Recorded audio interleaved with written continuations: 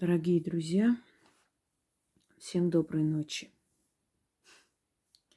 Я вам дарила очень много работ на разных языках, для разных случаев.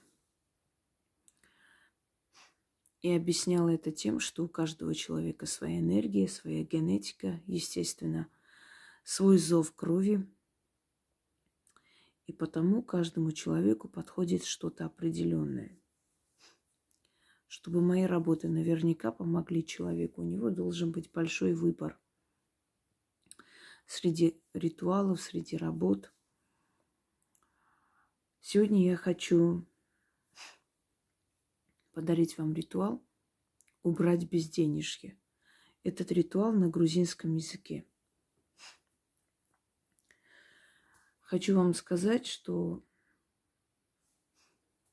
каждая сфера человеческой жизни была не просто сферой, она имела определенные черты, приписывались этой сфере человеческой жизни человеческие черты, очеловечивание как богов, как сил Вселенной, так и явлений, такие как любовь, ненависть, удача, бедность и так далее. На самом деле боги и силы мироздания, рассказывая о себе, позволяли людям воспринимать их через призму своего сознания, потому что им так легче, им так понятнее. Боги могут принимать любой облик, любое обличие. Но человеку намного легче понять богов, когда он им дает определенные человеческие черты. Ну, например, отец людей, да, верховный бог, божество. В монотеизме это бог, Господь. Почему именно отец? Ведь, согласно теории, он создал женщину и мужчину, значит, он имеет и женское, и мужское начало. Но человеку так легче, потому как глава семьи мужчина, и, естественно, глава Вселенной, глава народов должен быть отец. То есть Бог – отец. Опять что-то летает, видите? И сфера человеческой жизнедеятельности, персонализация, то есть дается очертания человеческие, из явления делают персону. Ну, например, скажем, удача. Как вы видите удачу в вашем понимании? Предположим, можно обрисовать удачу как богиню Фортуну с рогом изобилия, которая не жалеет своих благ. Я так смотрю, уже многие начали Фортуну. Слова мои взяли, переделали. Ну, смешно, конечно. Сами себя дешевят, ну, пускай делают, раз уж они себя не уважают, пусть дальше делают. Ну, предположим, удача, фортуна. Для кого-то удача – это женщина вся в золоте, вся в бриллиантах, в дорогих одеяниях. Богиня ветров. С чем у вас ассоциируется? Как вы ее можете представить? Ну, я, например, могу представить женщину в таком голубом платье или в белом платье, которое развивается, волосы развиваются в разные стороны. Богиня моря. Наверное, в таком прозрачном платье, похожее на волны. Опять же, синие волосы, синие глаза цвета моря. Ну, ожерелье из ракушек, да? Видите? Персонализация. Мы обрисовываем, даем человеческие черты божествам, силам, стихиям. И отдельным сферам человеческой жизнедеятельности. Точно так же мы персонализируем бедность. Как должна выглядеть бедность?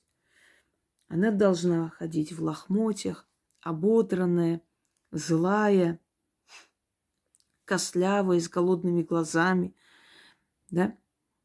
Такая неприятная старуха, которая, от которой веет просто этим ужасом, страхом.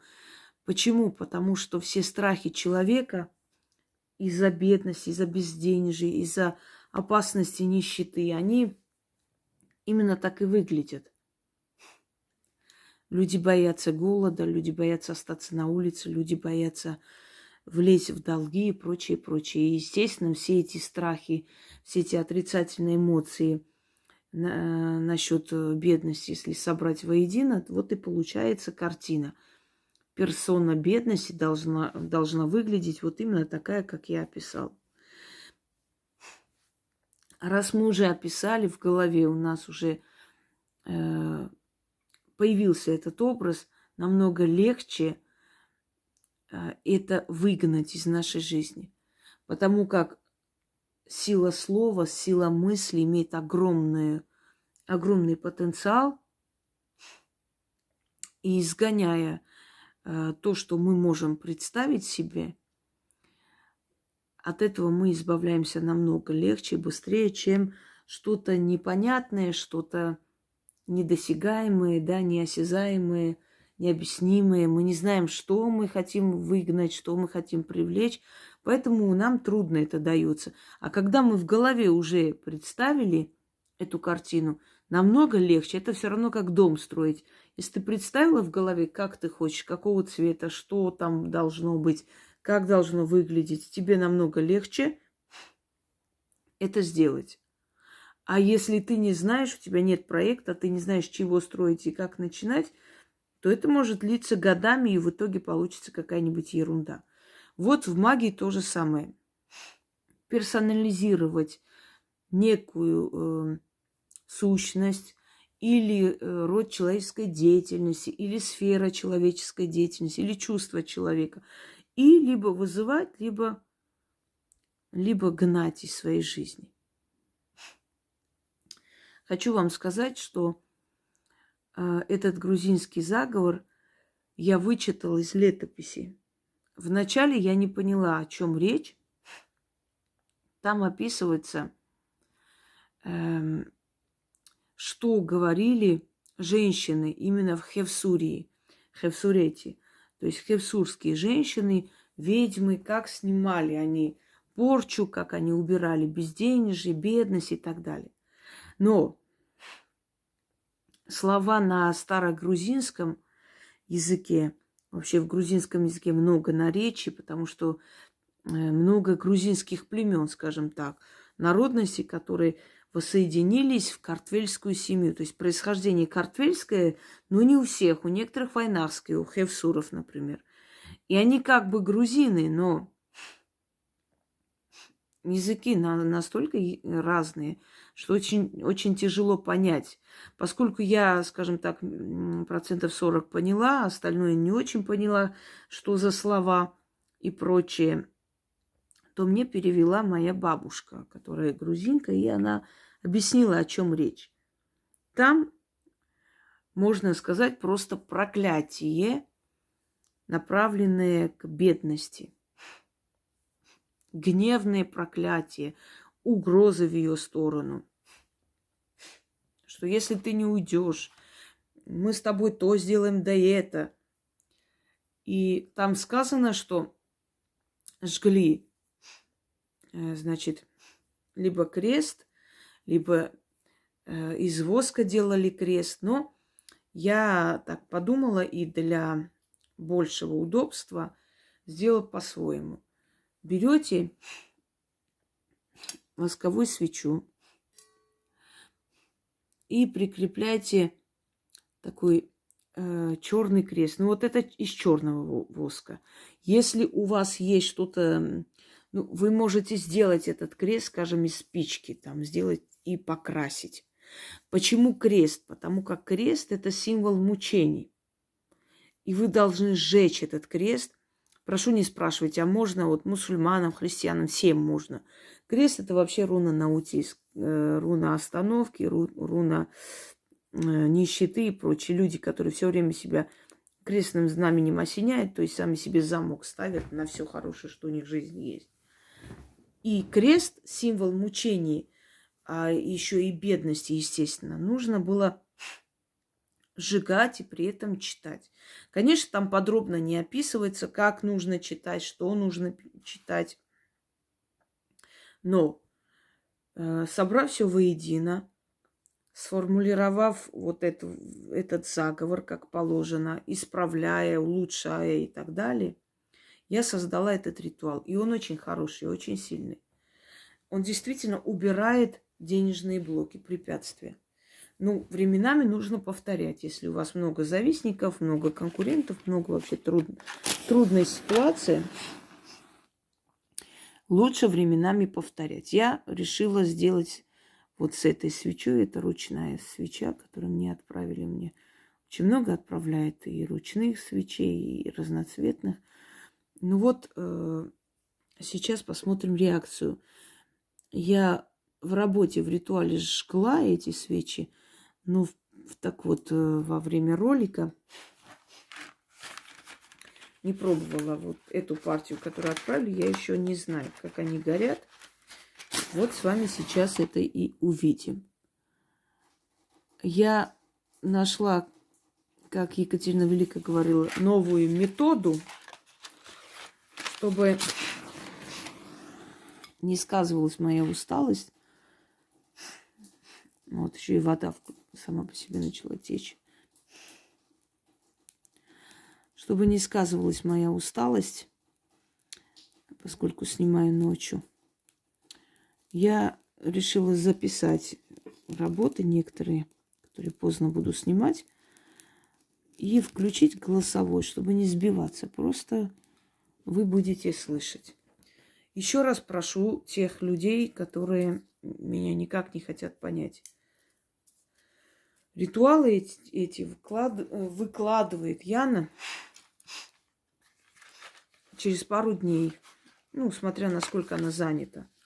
Если вы боитесь переписать ритуал на другом языке, значит, подождите пару дней, и у вас будет ритуал. Те, которые без стыда и зазрения совести мне еще и пишут, текст отправьте сюда. Даже на русском языке текст. Они будут блокироваться, и пусть не жалуются, потому что я уже от этого хамства на самом деле устала. Итак,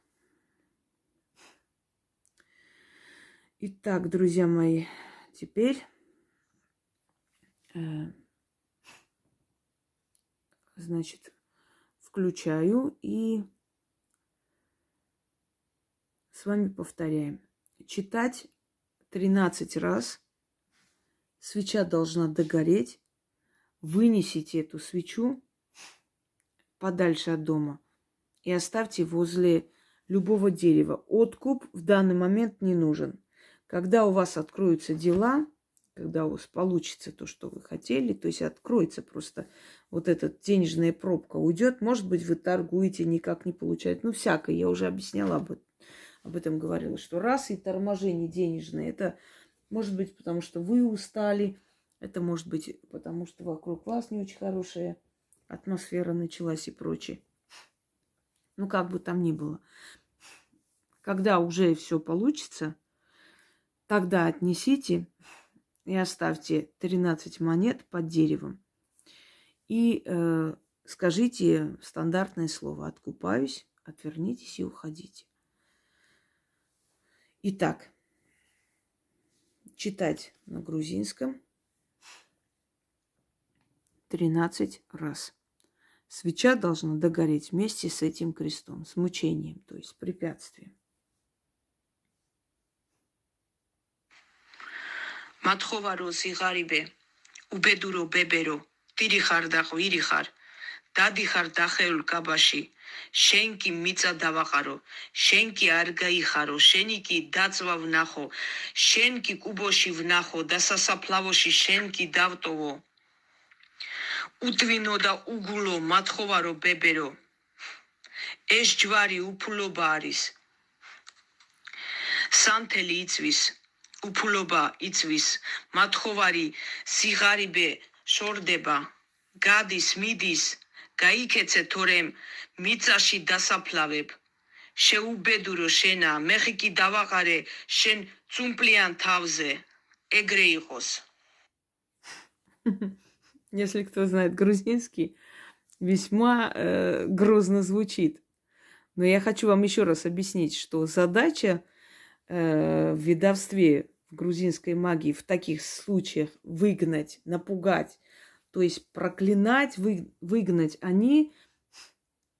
это все равно, как представить перед собой такую вот нищенку, оборванку, которая хочет прийти, жить у тебя и делать тебя такой же. Или она уже живет у тебя, и вот у тебя дела идут нехорошо, и ты должна так напугать, чтобы она ушла. В некоторых ритуалах, когда убирают болезнь, грозятся, матерятся, кричат и так далее. Это называется ритуальный крик или ритуальные угрозы. Но это все дает очень сильный эффект, потому что ты реально всем своим гневом, вот всей своей энергией и концентрацией выгоняешь то, что тебе мешает хорошо жить. Еще раз. მათხოვარო სიღარიბე, უბედურო ბებერო, ტირიხარ და ყვირიხარ, დადიხარ დახეულ კაბაში, შენ კი მიწა დავაყარო, შენ კი არ გაიხარო, შენი კი დაწვა ვნახო, შენ კი კუბოში ვნახო და სასაფლავოში შენ კი დავტოვო. უტვინო და უგულო მათხოვარო ბებერო, ეს ჯვარი უფულობა არის. სანთელი იწვის, უფულობა იწვის, მათხოვარი სიღარიბე შორდება, გადის, მიდის, გაიქეცე თორემ მიწაში დასაფლავებ. შეუბედურო შენა, მეხი კი დავაყარე შენ წუმპლიან თავზე, ეგრე იყოს. Но раз уж оно дошло до нас за столько веков, значит, все-таки эффект имело. И последний раз слушаем.